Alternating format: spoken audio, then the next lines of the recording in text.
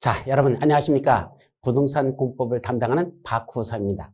자, 여기서 여러분들을 만나뵙게 돼서 대단히 반갑습니다. 나이스 투 미트 유. 발음이 조금 어설펐나요? 예. 자, 이번 시간은 무슨 시간?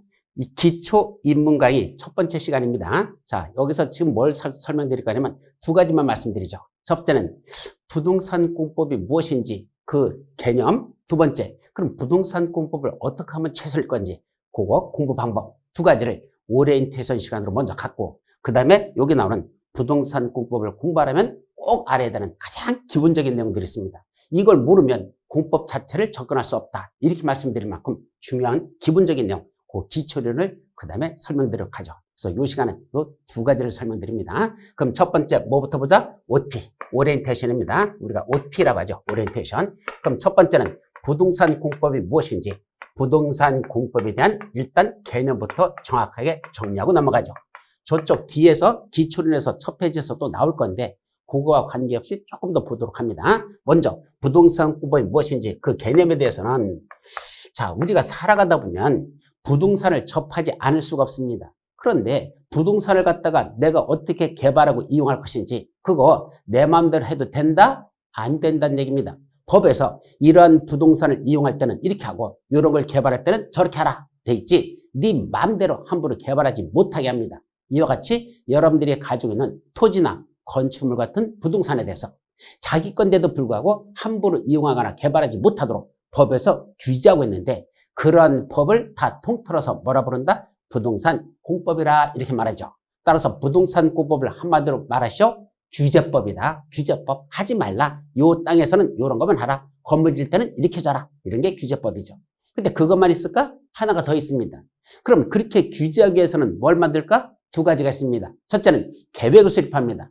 유일한 계획을 수립해서 그 계획에 따라서만 하라. 이렇게 규제하죠. 그러면 여기서 그 계획을 수립하는 건 누가 수립하고 어떻게 수립하고 그 절차들이 쫙 나옵니다. 그 계획의 수립 절차들. 그것까지가 부동산 공법에 들어있죠. 하나 더. 그러면 일정한 구역을 지정해놓고 이러한 구역에서는 건축물 질 때 이런 것만 지어야 되고 저런 구역에서는 이런 건 하지 마라. 이런 식으로 여러 가지 구역들이 지정됩니다. 그런 구역을 지정하는 거 누가 지정하고 어떤 절차에서 지정하는지 그런 내용들도 부동산 공법에 그런 게 다 들어있죠. 이와 같이 어떠한 계획을 수립하거나 어떠한 구역을 지정해서 여러분들이 함부로 개발하지 못하도록 규제하는데 그 규제하는 내용에 어떤 식으로 계획을 수립하고 어떻게 구역을 지정할 건지 그 계획 수립 절차, 구역 지정 절차, 그 절차적인 내용들이 또 법에 들어 있습니다. 그러면 원래 공인중개사는요, 규제하는 내용이 무엇인지 이것만 사실 공부하면 되거든요. 아, 이 안에서는 이런 걸 해서는 안 되는구나. 저기서는 저거를 하면 되는구나. 이것만 알면 되는데 우리 시험 문제에서는 그것만 나오는 게 아니라 규제적인 내용만 나오는 게 아니고 뭐까지 시험 문제가 나오느냐? 어디까지 나오느냐? 계획을 수립할 때 누가 어떤 절차에서 어떻게 수립하는지 그 수립 절차들이 우리 시험 문제에 나옵니다.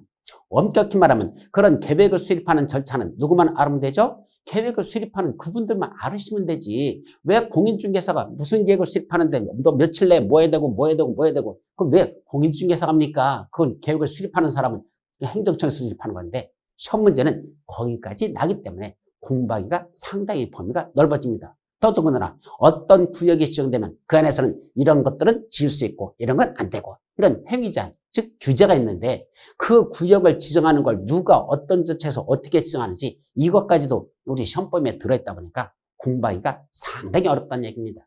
그러면 그 계획이 한두 개면 괜찮아요. 근데 계획이 엄청나게 많습니다. 바로 오늘 첫 시간에 나갈 내용이 요 다음 시간, 둘째 시간부터는 뭐가 나오더냐?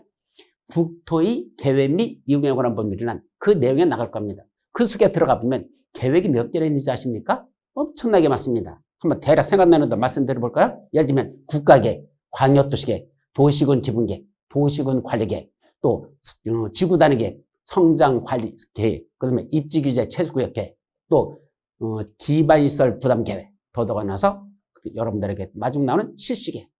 내용이 지금 몇 개 계획입니까? 그런 계획을 누가 어떤 자체에서 어떻게 수립하는지 그것들이 쫙 나오는 그것도 외워야 된다라는 얘기입니다. 자, 구역을 볼까요? 우리 이 법에서 좀 이따 나오는데 용도지역, 용도지구, 용도구역이란 이런 구역을 지정합니다. 그래 놓고 각각의 구역마다 이 안에서는 이런 거 하라, 이런 것은 저런 거 하라 이런 걸 지정해 놨죠. 그런데 용도지역 이게 하나가 아닙니다. 용도 지역에 들어가보면 용도 지역 종류 21가지 쫙. 용도 지구 들어가보면 법률에서 9가지 쫙.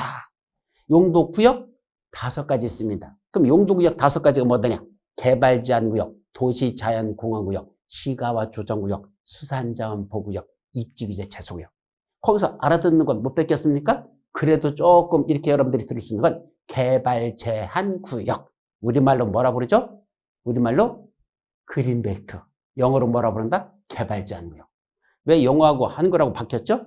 우리는 보통 개발제한구역으로 말을 쓰지 않고 그냥 그린벨트 하니까 그게 우리나라 말이 돼버렸어. 우리나라 말인 개발제한구역은 영어가 돼버렸습니다. 안 써먹으니까. 어쨌든 그런 것들을 용도 구역을 한다. 그럼 그런 용도 구역마다 각각 그 안에선 어떤 행위자이 있고 어떤 규제가 있는지 이것도 공부해야 되고, 그런 건 누가 어떤 절차에서 시정하는지 그 절차도 공부해야 되죠. 그래서 부동산 공법을 한마디로 말하면 2가지죠. 규제법적 성격과 절차법적 성격을 갖고 있고, 이걸 다 공부를 해야 된다 이거죠. 그러다 보니까 공법의 분량이 한 가지가 엄청나게 많습니다. 한두 가지 아니라서. 그래서 공부하기를 대단히 힘들어하죠. 오죽하면 이놈의 부동산 공법을 뭐라 말한다? 이걸 공포의 공법이라 이렇게 말합니다. 그냥 공법이 아니라 공포의 공법. 이만큼 분량이 많고 공부가 어렵다 이거죠. 이걸 부동산 공법을 한단다. 자, 그럼 2번째.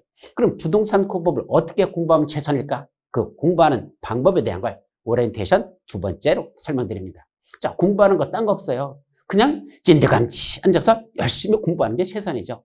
그건 가장 기본적으로 갖춰야 될 자세이고, 거기에 더하여 뭐까지 해야 될까?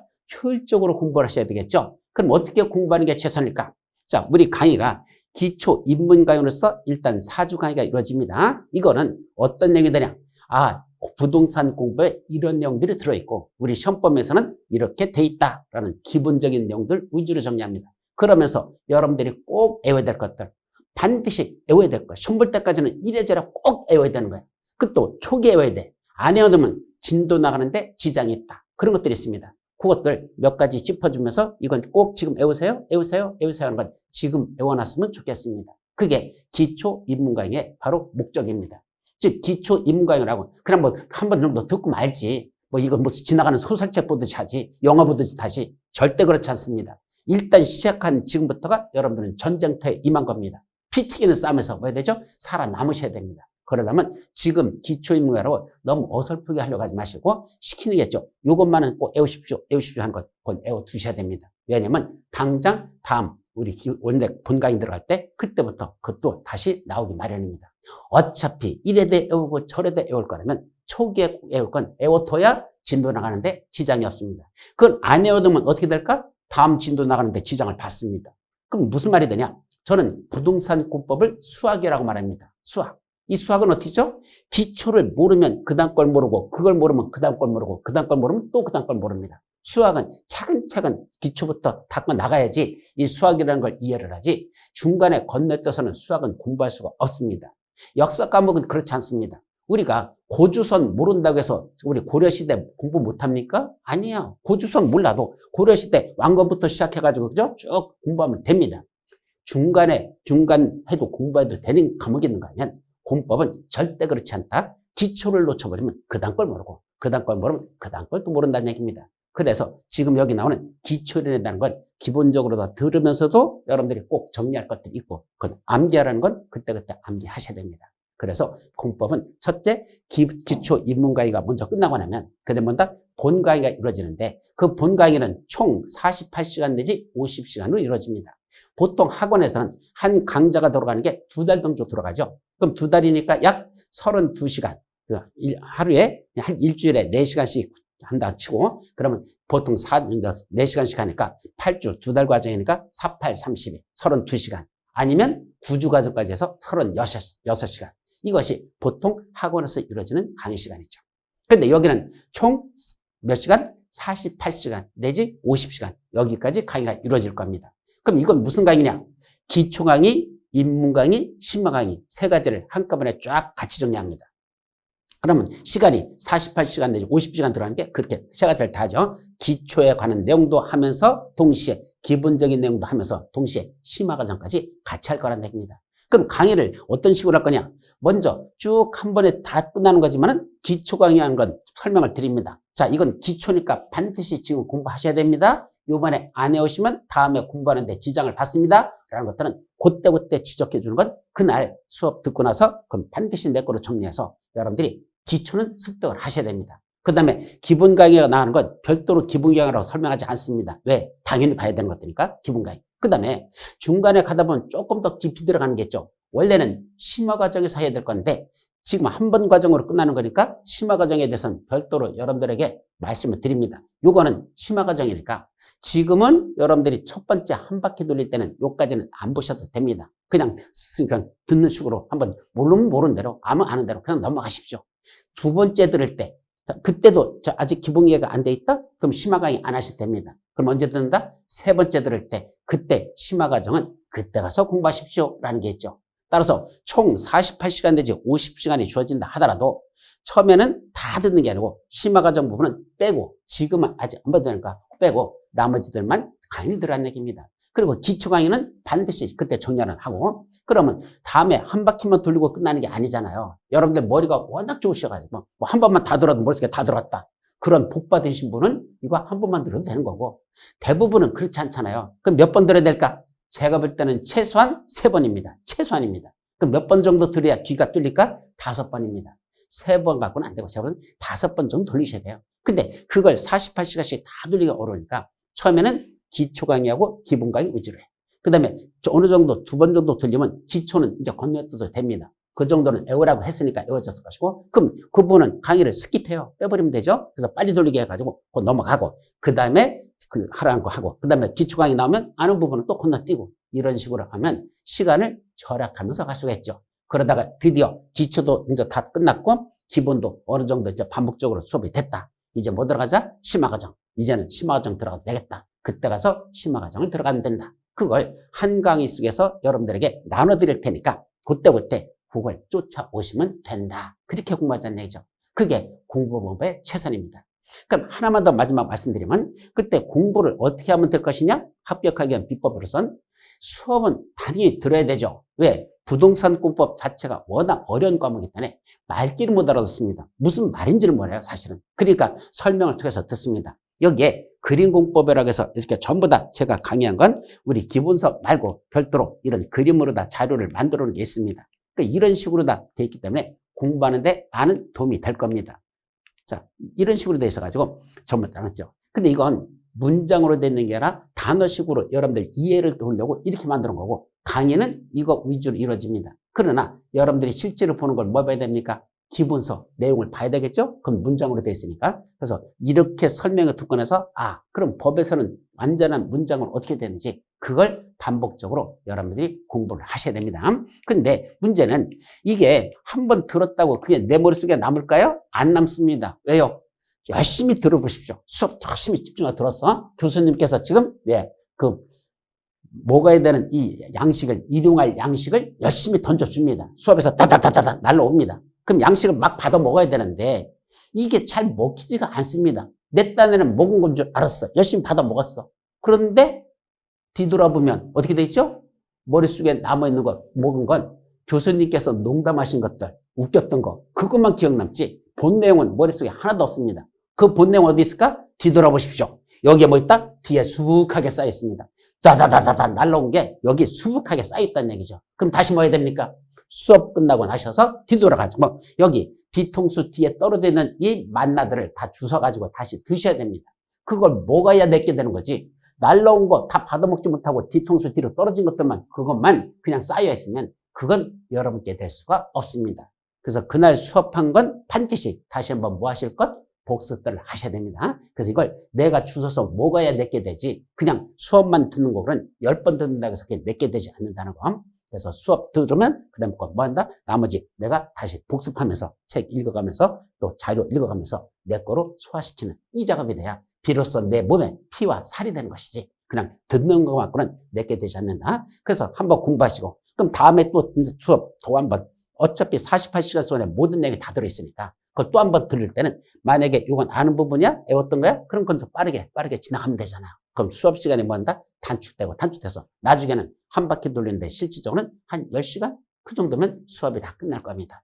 그런 걸 몇 번 정도 하면 된다?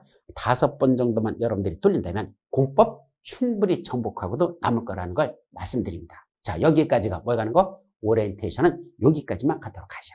자, 그럼 이제 본론 내용의 첫 번째, 부동산 공법의 기초리는 무엇일까? 이거 들어갑니다. 자, 여기 뭐라 써 있어요? 콩나물에 물을 주면 물은 다 빠지지만 그래도 콩나물은 무럭무럭 자란다. 맞습니까? 여러분들 머릿속에 튀셔라고 집어넣어도 다 빠져나가는 것 같습니다. 근데 언젠가는 그 위에 머릿속에 들어가지고 하나의 싹을 틔워가지고 열심히 다 자라 올라올 거니까 너무 듣고선 까먹는 것 같아도 머릿속에 남는 게 있다는 걸 기억하시고 힘을 내시기 바랍니다.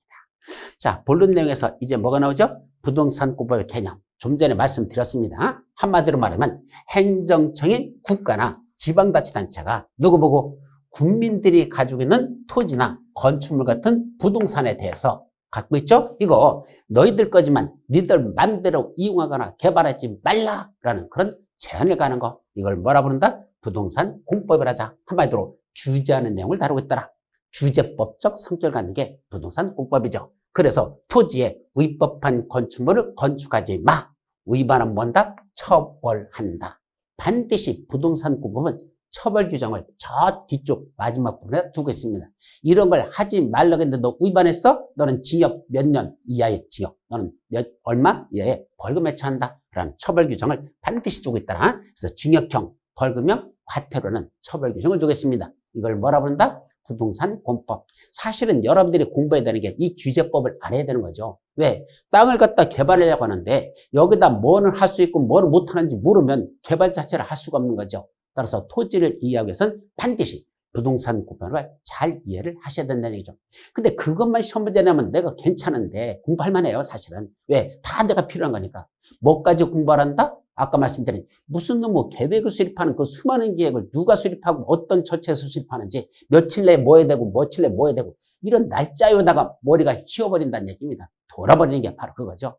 어떤 구역을 지정한다고? 그럼 지정하는 지정권자께서 알아서 지정하시면 되지. 그 지정하는 걸 왜 공인중개사 하실 분들이 뒤져라고 누가 지정하는 걸 내가 왜 외워야 되냐고. 국토교통청이 지정할 거, 시도사가 지정할 거, 시장군수구청이 지정하는 거 그분들이 지정하면 되지. 왜 우리가 그걸 규제라고 외워야 되느냐고. 우리는 뭐만 알아보면 될까? 아, 여기 이러이러한 구역이 지정됐구나. 그럼 이 안에서는 뭐를 해서는 되고 뭐를 해서는 안 되지? 이것만 중개업자가 알으면 고객들한테 여러 구역이 지정됐는데 여기서는 이건 되고 이건 안 되니까 조심하시기 바랍니다. 이것만 하면 되지. 어떤 분께서 지정했습니다. 이런 것들은 우리가 아무런 의미가 없다는 얘기입니다. 맞죠? 그런데도 우리는 뒤져라고 그 계획 수립 절차와 구역 지정권자에 대한 걸 공부하셔야 됩니다. 왜? 시험 문제 내거든요. 근데 옛날에는 잘 안 냈었어요, 그거. 왜? 그런 건 중개업자가 알아야 할 내용이 아니잖아. 특히 공인중개사 시험에서 부동산 공법은요, 그냥 부동산 공법이 아닙니다. 뭐라 해야 되냐?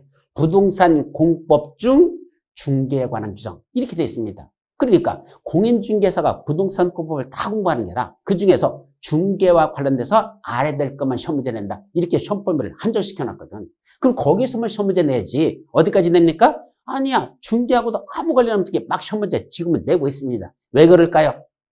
이제 여러분들이 자꾸 공부를 하다 보니까 어느 정도 지식이 자꾸 올라와가지고 시험 수준도 높아진 걸 맞춰서 공부를 하시다 보니까 웬만하면 점수들이 잘 나오더란 얘기입니다. 까짓 거 규제해 가는 거 내봐? 그러면 80점씩 나옵니다. 그게 공부를 그쪽은 내 거 꼭 알아야 되는 거니까. 근데 그렇게 나오면 어떻게 되죠? 전부 다 붙어버리죠. 우리는 현재 상대평가 아니고 절대평가다 보니까 아직은 조만간에 이제 상대평가로 바꾼다고 그랬는데 그럼 아직은 절대평가다 보니까 60점만 넣으면 되거든요. 그럼 웬만하면 사람들이 그렇게 시험 문제 내니까 60점 다 넘더란 얘기입니다. 합격자가 너무 많이 늘어납니다. 안 되겠거든. 지금도 합격자 자르려고 얼마나 노력하고 있습니까? 자, 여러분들 지금 우리가 공인중개사 합격하신 분 중에서 실제로 업을 차리는 분들은 몇 명밖에 안 되시냐? 현재로서는 24점 몇 프로랍니다. 25%가 안 됩니다. 즉 10명이 합격하면 그 중에 25%니까 2명, 그러니까 2명 반 정도. 그러니까 10명 중에 2명 반 정도만 그렇게 실무에 열으시고 나머지들은 장면으로 들어간다는 얘기죠. 그래서 합격자를 줄이려고 지금 정부에서는 지금 고심 중에 있는 것이고 그게 조만간에 현실화될 겁니다. 그러니까 그런 상황이 오기 전에 뭐 해야 된다? 빨리 붙어야 된다. 라고 해서 요새 사람들한테 자꾸 빨리빨리 이왕 할 거라면 지금 공부하셔야 되지 조금 더 늦으면 안 된다는 겁니다. 즉 절대평가를 상대평가로 바꾸겠다는 얘기입니다. 그래서 점수제로 하는 게 아니라 인원수제로 잘라버리겠다는 얘기죠. 그러면 그때는 코테렌이 60이나 70도 되고 80도 되고 올라갈 수 있다는 얘기죠. 그러니까 지금은 60점만 넘어가면 된다. 그런 식으로 다 현재는 정해져 있다 보니까 여러분들이 어떻게 하면 공부한다? 조금만 어떻게 공부해서 60점만 넘어보자. 지금 이런 식으로 돼 있으니까 그래도 아직은 할 만한데 아마 좀 있다가 이제 상대평가를 보면 그때부터는 벅차지겠죠. 그래서 여러분들이 실제로 공부할 때 부동산 공법에 대해서는 원래 분량이 많다 보니까 최대한 줄여야 되는데 그 줄이는 것도 한도가 있다는 얘기입니다. 그래서 공부하는 데는 상당히 힘든 게 부동산 공법. 근데 이 공법에서 기초를 내서 지금 보는 이거 징역형, 벌금형, 과태료 부과한다 그랬죠. 그럼 공법은 몇 개나 있을까? 부동산 공법은. 우리나라 법률이 몇 개 있을까요? 약 1,500개가 약간 넘습니다. 법률의 종류가. 그 중에 공인중개사 시험범위에 들어가는 거는 그런 부동산 공법을 볼 수 있는 건 총 150개 정도가 있습니다. 몇 개 있다? 약 150개 정도. 그럼 150개 되는 이 많은 법률을 다 공인중개사 시험에 본다면 여러분들 보시겠습니까? 150개 법률을 못하죠. 그래서 공인중개사는 최소한 요거는 알아야 되겠다 해서 몇 개를 만들어놨습니까? 6개만 만들어놨는데 그걸 부동산공법 시험 법률이라고 하죠. 그럼 몇 개가 있다? 6개. 자, 첫 번째가 뭡니까? 국토의 계획 및 이용에 관한 법률. 두 번째, 도시개발법. 세 번째, 도시 및 주거환경 정비법. 네 번째, 주택법. 다섯 번째, 건축법. 마지막, 농지법. 이렇게 6개만 공인중개사 시험범위에 들어간 법률입니다. 자, 기초이론. 반드시 여러분들이 외워야 될 거. 공인중개사 시험범위에 들어간 부동산 공법은 하나의 단일법으로 되어 있는 게 아니고 수많은 법률로 이루어져 있다. 대략 몇 개가 존재한다? 150개 정도가 존재한다. 그 중에 공인중개사로서 꼭 알아야 되는 건 몇 개가 있단다? 6개 법률이 중요한 것이고 그것만 부동산 공법, 공인중개사 시험범위로 하자라고 만들어놨고 그 6개 법률을 암기하시죠. 기초 중에 기초입니다. 이것도 지금 못 외운다면 말이 안 되죠? 오늘 강의의 첫 번째는 부동산 공법 시험범위에는 몇 개가 있다? 6개 법률이 있다. 뭐 있다? 첫째, 국토의 계획 및 이용에 관한 법률. 다시 한번 같이 합니다. 시작. 국토의 계획 및 이용에 관한 법률. 두 번째, 도시개발법. 세 번째, 도시 및 주거환경 정비법. 네 번째, 주택법. 다섯 번째, 건축법. 마지막 6번째, 농지법. 이것이 시험범위죠. 그럼 간단하게 이 법률들의 성격을 말씀드리면 첫째, 국토의 계획 및 이용에 관한 법률은 법률 제목 그대로 보십시오. 국토, 뭐죠? 우리나라 땅덩어리. 국토죠? 거기다 뭐부터 하자? 계획부터 수립하자. 그 계획에 맞춰 국토를 이용하거나 개발하거나 포장하자. 우리나라 땅덩어리에다 계획을 수립해놓고 계획에 맞춰 이용하거나 개발하거나 포장하는 이런 내용을 다루고 있는 법률, 국토의 계획 및 이용에 관한 법률. 대단히 중요해서 시험범위는 몇 개 들어간다? 우리 총 40문제가 출제되는데 그중에 무려 12개가 부동산 공법 중에서 국토의 계획 및 이용에 관한 법률. 대단히 중요하죠. 이게 여러분들이 꼭 넘어야 될 산 중에도 산이다. 이거 태산입니다. 외워야 될 것도 뒤지게 많아요. 그래서 처음에 공부할 때 이렇게 외워야 된다. 무더기로 외울 것들이 제일 많은 게 이 법이죠. 이 법을 정복을 해야 비로소 다른 법을 공부하는데 많은 도움이 됩니다. 국토의 계획 및 이용에 관한 법률 모르면 나머지 법률 딴 거 공부할 때도 힘들어져요. 그러니까 먼저 꼭 외우라는 것들은 암기하시면서 나가셔야지 그 다음 법을 따라가는데 지장이 없다. 그래서 공법은 수학과 같다 그랬죠? 먼저 앞에 있는 걸 공부하고 그 다음 법 올라가야 되고 그 다음 걸 공부하고 그 다음 올라가야 되고 이래야 되지 공법을 포기하지 않습니다. 수학을 포기한 자를 뭐라 부르죠? 수포자.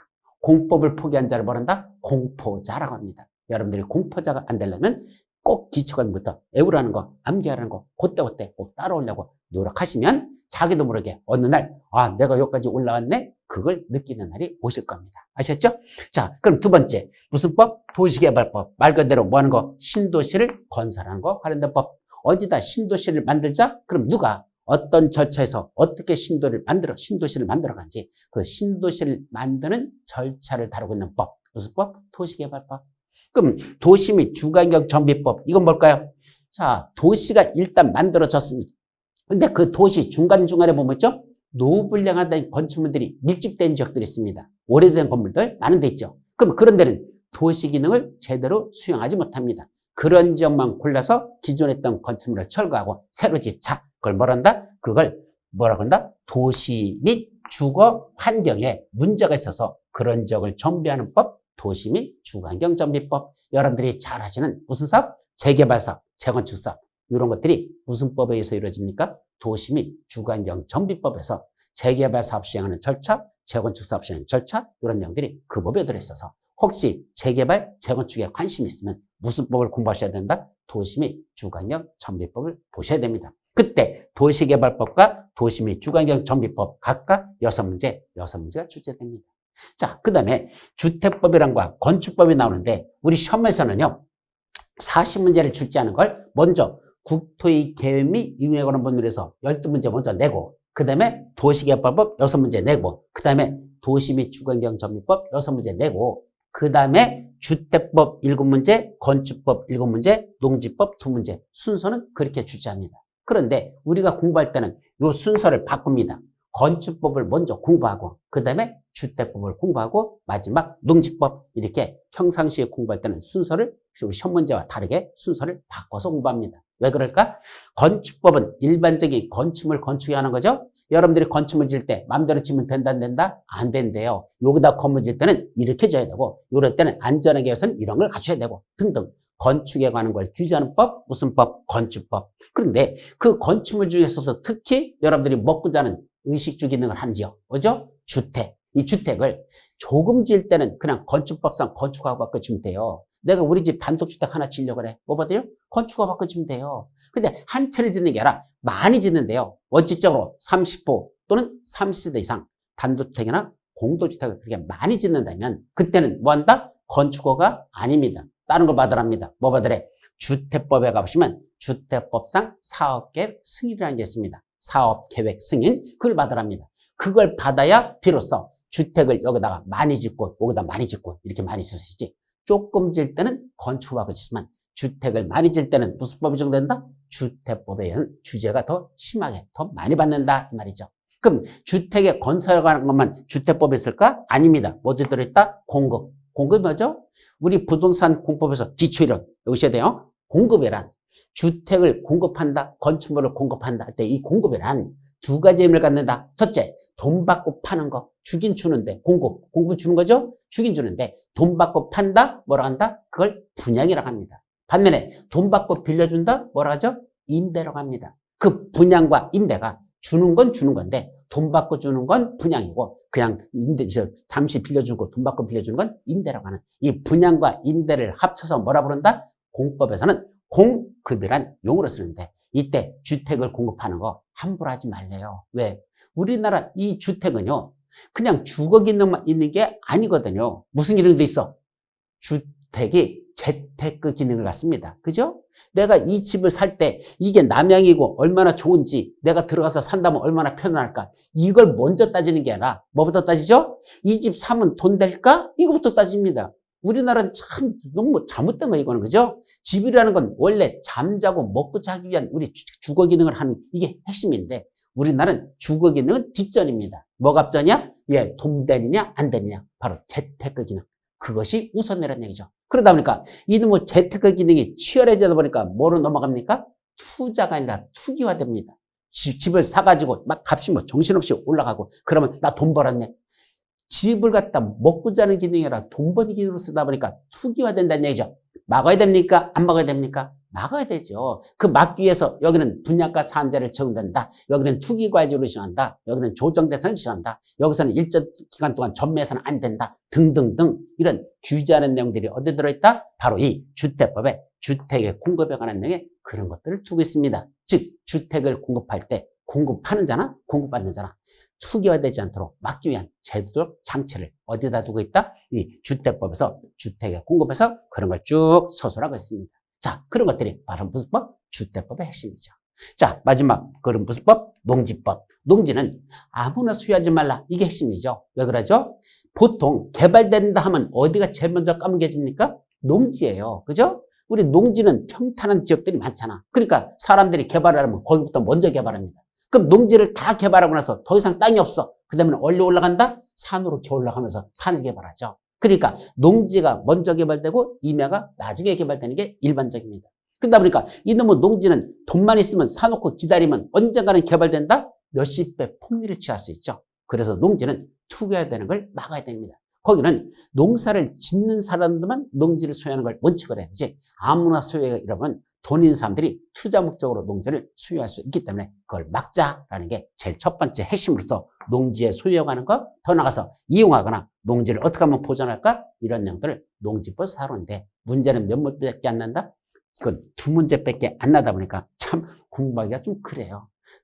공부량은 꽤나 되는데 첫 문제는 몇 문제? 두 문제. 꼭 바닷가에서 모래 속에서 바늘 하나 찾는 이런 기분이야. 이게 나을까? 이게 나을까? 고민하죠. 자, 그런데 최근에 농지법의 일부 개정된 게 있습니다. 그 개정된 내용에서 시험 문제가 집중적으로 나올 가능성이 높으니까 정 공부하기 힘들면 개정된 내용만으로도 집중적으로 공부한다면 한 문제는 맞출 수 있을 것이다 라는 것까지만 여러분에게 말씀드리죠. 자, 이걸 부동산 공법이라는 건 이런 것 규제법과 절차법적 성격을 갖는 내용을 갖고 있고 거기서 우리 시험법에는 몇 개 만들어간다? 6개의 법률만 공인중개사 시험에서는 부동산 공법이라고 한단다. 예, 여기까지가 첫 번째 내용. 자, 이제 두 번째로서는 법의 체계라는 게 있습니다. 법의 체계라는 게 한마디로 말하면 뭘까요? 여러분들이 공부를 하는데 우리가 지금 시험법에 들어가는 우리 과목 중에서 1차에 부동산 학개론이라는 게 있죠. 그 학개론만 뭐죠? 학문적인 연구입니다. 학자들이 자기들이 이렇게 연구한 걸 그걸 하나의 체계화시킨 게 이게 부동산 학개론이죠. 그건 학문이죠. 그럼 나머지는 다 뭐죠? 법입니다. 민법도 법이죠. 또 중개사법도 법이죠. 공시법도 법이죠. 세법도 법이죠. 부동산공법도 6개 법률로 이루어진 법이죠. 그러니까 여러분들이 법을 공부하고 있는 겁니다. 근데 평상시 법에 대해서 공부하신 분들 별로 없으셔요. 그죠? 왜요? 법 없이도 사시는 분들이거든, 대부분이. 그죠? 법 이시 사는 사람들 둘 중에 하나랍니다. 첫째는 변호사 아니면 사기꾼. 법에 대해서 전문적으로 하는 사람은 변호사 아니면 사기꾼이래요. 나머지들은 법 없어도 돼요. 왜? 나하고는 법 관계없어. 왜? 나는 선량하게 살기 때문에 법을 위반한 적이 없거든. 그런 분들은 법 없이도 사는 분들이라는 얘기죠. 그러다 보니까 법을 대부분이 다 모르고 있습니다. 그런데 법이라는 건 어떤 체계를 갖출까? 요거에 대해서는 여러분들이 어느 정도 공부를 하셔야 뭐 할 수 있다? 다음 진도 나가는데 이 말귀를 알아둘 수가 있습니다. 즉 법률에 쭉 읽다 보면 그 법 속에 이런 용어들이 나오는데 이게 무슨 말이지? 그걸 모르면 역시 그걸 이해를 못하기 때문에 요거 몇 가지는 정리하고 가셔야 됩니다. 자, 첫 번째, 법을 크게 보면 뭐로 나눠진다? 법 해놓고 성문법과 불문법 이렇게 두 가지로 나눠집니다. 성문법이란 문서로 이루어진 법, 성자가 이룰 성자야, 이룰 성자, 그럴 문자, 법법자. 뭐로 이루어진 거? 문장으로 이루어진 법. 이게 성문법이죠. 그럼 불문법 뭐죠? 문서화되어 있지 아니하다. 불문법. 문서화되어 있지 않은 법. 그걸 불문법이라고 하죠. 그러면 문서화되어 있는 법은 또 몇 가지가 있을까? 크게 4가지로 나눠집니다. 제일 위에 뭐가 있다? 헌법이란 법이 있고, 두 번째 법률이란 법이 있고, 세 번째 명령이란 법이 있고, 마지막 조례라는 법이 있습니다. 여기서 법하고 법률하고 헷갈리지 않기를 바랍니다. 어떤 게 더 넓은 개념이다? 법, 이게 훨씬 더 넓은 개념입니다. 법은 성문법, 불문법을 다 포괄하는 개념. 그 법 중에서 특히 성문법, 성문법 중에서도 특히 법률. 따라서 법과 법률 중에는 어떤 게 더 넓은 개념? 법이 월등하게 더 넓은 개념이고 그 중에 일부에 뭐가 들어있다? 법률이라는 게 들어있죠. 여러분들은 살아오시면서 법이나 법률이나 그게 그거죠. 그죠? 똥이나 된장이나 뭐 그거나 그거 색깔 누리개라는 건 마찬가지인데 뭐 이러시면 안 된다죠. 법은 확실하게 개념 정리를 하셔야 됩니다. 법, 법률 나눈다. 어떤 게 넓은 개념? 법. 더 좁은 개념? 법률. 그러면 헌법이라는 것부터 좀 간단히 정리하죠. 헌법은 성문화되는 법 중에서 성문화된 법 중에서 최상위법이랍니다. 가장 높은 법이죠. 그 속에 들어가 보면 국민의 기본권에 관한 사항 또는 국가 통치기관에 관한 거, 국가를 다스리는 그런 내용들이 거기가 쫙 열거되어 있습니다. 근데 국민의 기본권에 관한 사항이 들어있는데 그 기본권을 침해하는 하위법들, 법률이나 명령이나 조례나 이런 게 만들어지면 그건 다 뭐다? 무효. 헌법에 위반되는 걸 위헌이라고 하고 위헌 결정을 받으면 그거는 다 밑에 있는 것들은 우수수 다 무효가 된다는 얘기입니다. 그런데 헌법 바로 밑에 만들어진 법이 뭐다? 그게 바로 법률입니다. 그럼 법률이 되려면 두 가지 요건을 갖추면 됩니다. 첫째, 국회의 의결을 거쳐서 대통령이 공포할 것. 뭐라고요? 국회의 의결을 거쳐야 됩니다. 저 여의도에 있는 국회 있죠? 거기 있는 국회의원들이 자기들이 심의해가지고 의결해서 통과를 시켜서 대통령한테 넘깁니다. 그럼 대통령이 그걸 검토해보고 이거 실행해도 괜찮겠는데 그럼 대통령이 그 법률안 온 걸 지가 공포합니다. 그럼 그때부터 뭐가 된다? 법률이 되는 겁니다. 그럼 법률이 국회를 통과했다 하더라도 아직 대통령이 공포하기 전에는 그럼 법률이라고 하지 않고 법률안이라고 하고 그게 대통령이 공포를 해야 비로소 안자가 꼬리표가 떨어지면서 법률이라는 게 되죠. 그래서 다시 한번 법률이 뭐다? 국회의 의결을 거쳐서 대통령이 공포한 법. 이걸 법률이라고 하죠. 근데 우리 법률 중에 아까 헌법에 몇 개의 법률이 있었죠? 6개 법률이 들어간다 그랬습니다. 다시 한번 국토의 계획 및 이용에 관한 법률. 두 번째 도시개발법. 세 번째 도시 및 주거환경 정비법. 네 번째 강의 순서대로 할게요.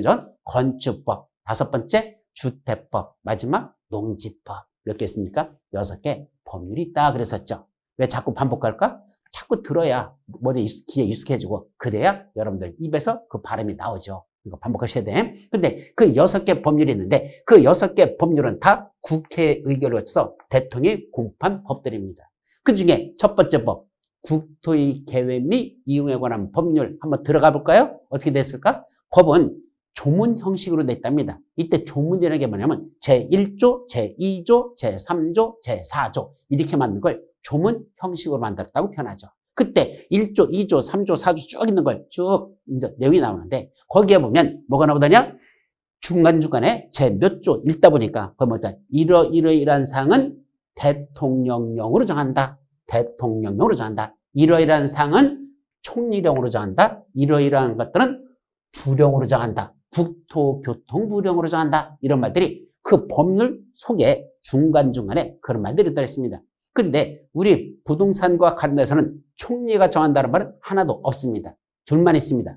대통령령으로 정한다. 국토교통부령으로 정한다. 라는 그 두 가지가 있다는 얘기죠. 이때 이 대통령령으로 정한다. 국토교통부령으로 정한다는 이 말의 의미가 무엇일까? 자, 법률을 만드는데 모든 내용을 시시콜콜한 것까지 또는 자주 개정될 것까지 법률에다가 제1조, 제2조, 제3조, 4조 그다 다 집어넣으면요. 나중에 개정될 때 문제가 됩니다. 왜? 법률을 한번 만들고 개정하려면 엄청나게 어렵습니다. 국회 보십시오. 맨날 여당, 야당하고 맨날 싸우고 앉아있잖아. 그러다 수틀리면 뭐죠? 에이씨, 국회 안 열어. 그래서 통과가 안 됩니다. 국민들의 민생에 정말로 중요하다고 해가지고 강조하는데도 불구하고 그래도 그게 통과돼가지고 국회 그 문턱을 넘기가 만만치 않다는 얘기입니다. 그런데 이거 자주 개정될 내용이야. 그렇게 중요한 것도 아니야. 그걸 법률에다 딱 못 박아놓으면 나중에 그걸 개정하려면 다시 또 국회에서 또 의결해서 통과시켜야 되는데 그게 쉽지가 않으면 바로 개정하려고 하는데 그게 안 되잖아요. 그럼 법이 무력화될 수가 있습니다. 그래서 별로 중요하지 않은 거 또는 자주 개정할 거 그거는 국회에서 만들지 말고 국회에서 법을 만들 때 그걸 뭐 한다? 이러이러한 사항은 대통령 너한테 위임해 줄 테니까 대통령 네가 세부장관 만들어. 이러이러한 세부장은 야 국무총리 너한테 위임해 줄 테니까 총리 네가 법을 만들어. 야 이런 건 거기까지도 필요 없어. 담당 부서의 담당 부처의 장관. 국토와 관련된 건 누구죠? 국토교통부 장관. 행정안전과 관련된 행정안전부 장관. 우리나라 국가재정에 관한 건 기획재정부 장관. 이런 사람들에게 위임을 해주죠. 야 이런 건 대통령도 필요 없어. 국무총리 필요 없어. 이건 담당 장관. 야 담당 부서 장관. 네가 법을 만들어. 그래서 장관들이 만드는 법을 뭘 한다? 그걸 부령으로 한다는 얘기죠. 따라서 대통령도 법을 만들고 장관도 법을 만들어요. 그 사람들은 법을 만들지 못한데 왜요? 법은 국회에서 만드는 거죠. 이렇게 생각하는 사람이 있어. 국회에서 만드는 건 법률이지 이 법 전체를 다 국회에서 만드는 건 아니란 얘기입니다. 이해되시죠? 그래서 대통령이 만드는 법을 대통령령, 장관이 만드는 법을 부령. 그때 국토교통부 장관이 만들면 국토교통부령, 행정안전부 장관이 만들면 행정안전부령, 교육부 장관이 만들면 교육부령. 이렇게 장관들이 만드는 법도 있다는 얘기입니다. 그런데 이 대통령령으로 만든다. 국토교통부령으로 정한다. 이렇게 됐으면 이제 그 다음에 중요한 게 뭐죠? 가만히 있어봐. 대통령 보고 만들으라고 법률에서 위임을 해줬는데 그럼 대통령이 만드는 게 어딘가 있어야지 될 거 아니야. 그죠? 대통령령으로 정한다? 이러이러한 세부적인 사항은 대통령으로 정한다? 그럼 대통령이 만든 세부적인 사항이 어딘가 규정이 있어야 되는데 그거 어디 가서 찾아보면 그게 있을까? 즉 대통령이 만든 법인 대통령이 어디 들어있을까? 그게 문제죠. 자, 좀 전에 국토의 계획 및 이용에 관한 법률 제1조, 제2조, 제3조 이렇게 해서 총 144개 조문이 있습니다. 그중에 중간중간에 뭐가 있다? 몇 주에서 대통령으로 정한다. 몇 주에서 대통령으로 정한다. 이 말이 들어있다 했죠. 요거 어디 찾아보면 돼? 국토의 개 및 이용에 관한 법률 시행령이라는 걸 찾아보면 거기 대통령령으로 정한다는 내용이 바로 여기에 해당하는 그 법률의 시행령 속에 들어있다는 얘기입니다. 그래서 시행령이라는 게 뭐냐? 대통령령으로 정한다는 그 구체적인 내용이 들어있는 법. 그걸 시행령이라고 하고 국토교통부령으로 정한다? 그 세부적인 거 찾고 싶어요? 그러면 해당하는 법률. 예를 들면 국토의 개 및 이용에 관한 법률 시행규칙이라는 걸 가보면 거기에 그 장관들이 만든 법이란 그 부령이 그 속에 들어있다는 얘기입니다. 그러면 우리가 형법에는 어디까지일까? 국토의 개 및 이용에 관한 법률이 총 144개 조문이 있는데 그게 국토의 개 및 이용에 관한 법률 시험법이더냐? 그것만 144개 조문 아닙니다. 어디도 있다? 그 국토의 개 및 이용에 관한 법률 시행령, 즉 대통령이 만든 구체적인 내용이 들어있는 시행령, 거기까지도 시험법이고 더 나가서 국토교통부령으로 정한다는 그 37개 조문이 들어있는 국토의 개 및 이용에 관한 법률 시행규칙, 그 시행규칙도 그것도 시험법입니다. 그럼 우리는 국토의 개 및 이용에 관한 법률 이렇게 시험법이라고 해놓고 사실은 들어가 보면 세 가지가 그 안에 자리를 잡고 있습니다. 첫째는 법률에 있는 144개 조문이 있고 시행령 속에 들어있는 134개 조문이 있고 시행규칙에는 37개 조문이 바로 합쳐서 다 우리 시험법에 들어가는 국토의 개 및 이용에 관한 법률이라 이렇게 말하는 거고 더 나가서 도시개발법에 가면 그것도 마찬가지예요. 도시개발법 이런 게 들어있고 도시개발법 시행령 있고 도시개발법 시행규칙 이렇게 세 가지가 같이 들어있습니다. 아셨죠? 자, 그러다 보니까 여기서 우리 시험법에는 법률만 시험법이 아니라 요 대통령 부령까지 합친 이것도 다 시험법인데 여기서 대통령령 부령 이걸 합쳐서 뭐라 부른다? 명령이라고 한단다. 요 용어 명령. 우리가 명령하면 뭐죠? 야 이렇게 해, 저렇게 해. 이것만 명령으로 알고 계시죠? 그런 명령이 아니고 이 명령은 하나의 법으로서 법률의 위임을 받아서 즉 법률에다 규정하지 않겠대. 야 이건 대통령 네가 만들어, 장관 네가 만들어 이렇게 위임을 해줬죠. 그래서 법률의 위임을 받아서 대통령이나 장관이 만드는 법을 뭐라 부른다? 합쳐서 명령이라고 부르고 우리 시험법은 법률만 시험법이 아니라 이 명령까지도 시험법입니다. 그래서 여기서 나오는 법률과 명령을 합쳐서 우리 뭐라 부르자? 법령이라고 합니다. 뭐하고 뭐를 합쳐요? 법률 밑에 명령 합쳐서 뭐라 부른다? 법령. 그래서 법자하고 명자를 합쳐서 법령 이렇게 말하는 게 이게 우리 시험법에 들어가는 6개 법률이 전부 다 저렇게 구성되어 있다 이거죠. 그럼 시험 문제는 어떻게 낼까? 우리 공법은 41번부터요. 1번부터 40번까지는 중개서법이 먼저 들어가고 공법은 그 다음에 41번부터 80번까지 됐습니다. 이 두 개를 합쳐서 한 1교시로다 시험을 그렇게 보게 돼 있죠. 자, 그러면 이때 그 100분 동안에 그 80문제를 푸는 거야.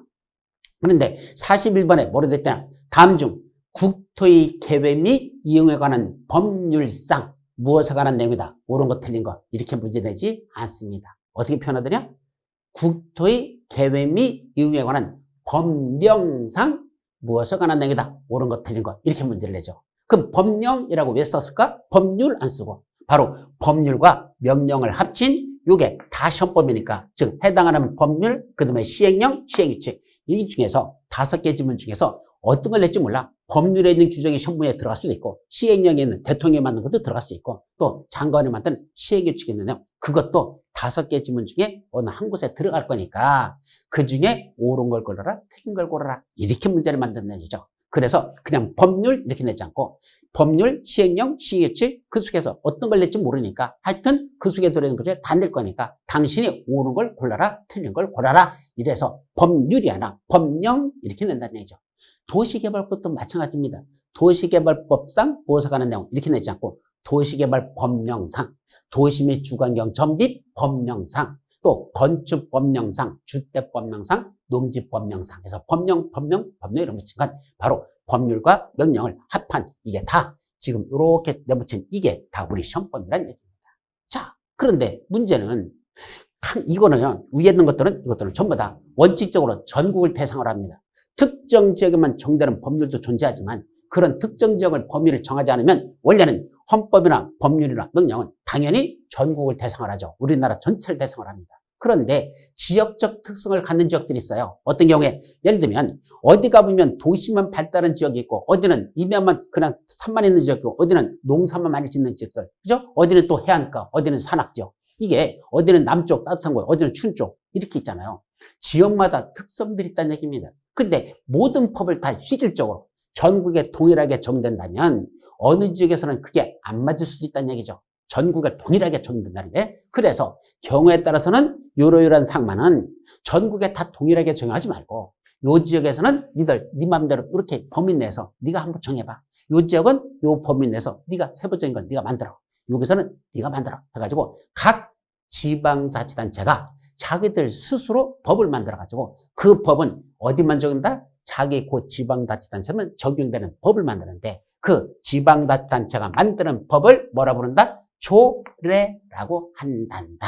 조례는 만듭니다. 그럼 조례는 크게 두 가지가 있죠. 시도에서 만드는 건 시도조례라고 하고 시군구에서 만드는 건 시군구조례라고 합니다. 그럼 서울특별시에서 만들면 서울특별시 조례가 되는 거고 서울특별시 강남구에서 만들면 강남구 조례가 됩니다. 경기도에서 만들면 경기도조례. 그 중에 성남시에서 만들면 경기도 성남시 조례가 되는 거고 연천군에서 만들면 연천군 조례가 되겠죠. 이와 같이 지방자치단체에서 만드는 법을 한마디로 뭐라고 한다? 조례라고 하고 이 조례는 그 명칭에 따라서 도시군 계획과 관련된 건 도시군 계획조례, 건축과 관련된 건 건축조례, 환경과 관련된 건 환경조례 이런 식으로 제목들이 또 정해집니다. 자, 그러면 조례는 어떤 경우로 만든다냐? 원래는 여기 법률이나 명령에서 구체적인 내용을 정해놓고 그런데 말이야 요 범위 내에서 세부적인 건 니들 지방자치단체에서 니들이 알아서 정해. 최대가 여기까지는 할 수 있어. 여기까지는 할 수 있어. 근데 여기까지 할지 여기까지 할지 여기까지 할지는 그 범위는 니들이 구체적으로는 니들이 알아서 조례로 만들어가지고 니들 지역에서는 니들이 알아서 정해래. 따라서 서울특별시에 있는 조례하고 똑같은 내용인데 인천, 광주시 있는 조례가 같아요? 물론 같을 수도 있죠. 경우에 따라서는. 그러나 항상 같은 건 아니라는 걸 조심합니다. 그래서 중개업하는 분들이 실수하는 게 어디 가봤더니 예를 들면 용인시에서 이렇게 해서 중개를 했을 때는 조례에서 이렇게 돼 있었어. 용인시 조례는 이렇게 돼 있어. 그걸 아무 생각 없이 어디 가서 한다? 성남시 옆에 있는 동네 가서 거기도 그런 줄 알고 적용했다가 큰 코 다치는 경우가 많습니다. 조례는 A 지역과 B 지역이 서로 다르다. 그래서 한마디로 로마에 가면 무슨 법을 따르죠? 로마법을 따르라 그랬잖아. 그러니까 로마 가면 로마법이야. 근데 성남시 가면 성남시법, 용인시 가면 용인시법. 이걸 뭐라 그런다? 그 법을 조례라고 하죠. 그래서 조례는 누가 만들죠? 지방의회 의원들이 있죠. 그래서 지방의회라고 해서 시도의회가 있고 시군구 의회가 있는데 그 지방의회에서 자기들이 그걸 통과시키면 그걸 각각 그 대빵들 시도사 또는 시장 수준에 그걸 공포합니다. 그럼 그게 그 지역에서만 정되는 법이 되고 옆에 지역에는 적용하지 않습니다. 뭐라 그런다? 조례라고 한다. 거기까지. 자, 그럼 불문법에 관습법, 판례법, 조리라는 게 나오는데 여기 조리라는 게 있어요. 조례가 아니고 이게 있는데 이거는 공부할 필요가 없습니다. 왜? 시험하고 관계 없습니다. 우리하고는 관계 없으니까 이건 안 봐도 된다. 여기까지. 자, 마지막으로 하나가 더 있는데 뭐가 나오죠? 행정조직의 장 체계도라는 게 있습니다. 그럼 이 행정조직의 장 체계도라는 거 이거는 워낙 중요한 겁니다. 여러분들이 공부하시면서 사실 이걸 공부를 안 해가지고 공법 자체를 이해를 못하는 분들이 한두 분이 아닙니다. 자, 아까 제가 뭐라고 말씀드리냐면 부동산 공법이란 뭐 하는 거라 그랬죠? 규제법이라 그랬습니다. 그죠? 근데 그 규제를 누가 하는 겁니까? 행정청이 하는 겁니다. 국가나 지방자치단체가 야 여기서는 이런 거 해, 여기서는 이런 거 하지 마 라고 규제를 하는 그 주체가 있는데 그 주체들이 바로 누구다? 행정청이 규제를 하죠. 근데 그 규제하는 그 행정청이 도대체 누구다냐? 요럴 때는 이자가 규제하고 저럴 때는 저자가 규제하고 요 규제하는 이 행정청이 있는데 이걸 구분하지 못하면 그야말로 죽도 아니고 밥도 아니고 이상한 그런 먹거리가 된다 이런 뜻입니다. 반드시 뭐라 그래야 돼? 행정조직에 누가 있고 이럴 때는 누가 하고 저럴 때는 누가 하는지를 알려면 이 그림을 머릿속에 먼저 넣으셔야지만 여러분들이 이해를 할 수 있습니다. 그래서 여러분들한테 혹시 재수를 하시거나 삼수하시는 분들 있잖아요. 자, 단연 공부하시는 분들, 이분들이 보통은 어떤 식으로 하냐면 올해 떨어졌어. 그러면 내년도 공부 언제부터 하죠? 3월달이나 5월달 돼서 들어오십니다. 제가 볼 때는 참 안타깝습니다. 물론 그때 공부해도 되셔요. 왜? 어느 정도 기초가 있으니까. 그런데 반드시 말씀드리고 싶은 먼저 이 현장에 있는 이 기초에 관한 걸 먼저 공부를 하셔야 됩니다. 근데 그거는 당연히 본인이 알고 있다고 생각하고 3월달에 나왔어. 근데 역시 또 못 알아들어. 왜? 기초가 없으니까.